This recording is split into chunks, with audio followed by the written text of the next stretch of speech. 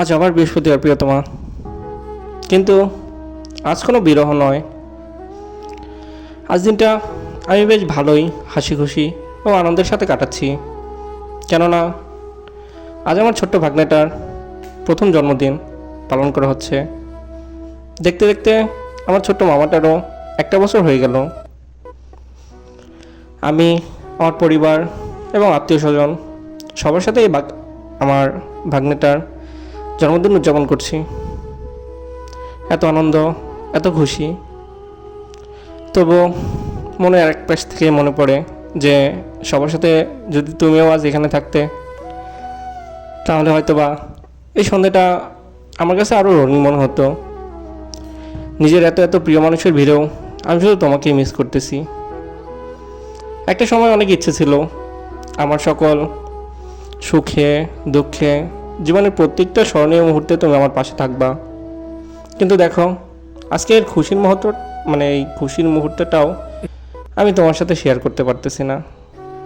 তুমি আমার কথাগুলো শুনবে কি না সেটাও আমি জানি না, কিন্তু তারপরেও আমি বলবো, সব কিছুর পরে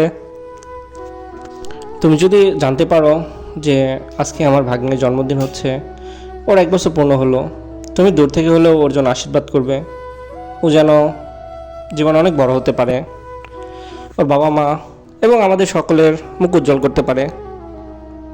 ওর পাশাপাশি আমি সকলের উদ্দেশ্যে এটাই বলতে চাই যে আপনারা সবাই আমার ভাগ্নের জন্য আশীর্বাদ করবেন।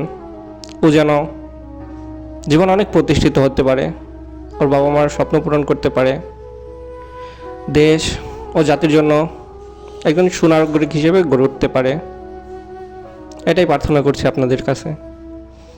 তো বৃহস্পতিবারের গল্প আসবে যাবে, কিন্তু তারপরও বলবো প্রিয়তমার গল্পের পাশাপাশি জীবন এভাবেই এগিয়ে যাচ্ছে। জন্মদিনের অনেক অনেক শুভেচ্ছা মামা, অনেক বড় হও। Happy birthday to you.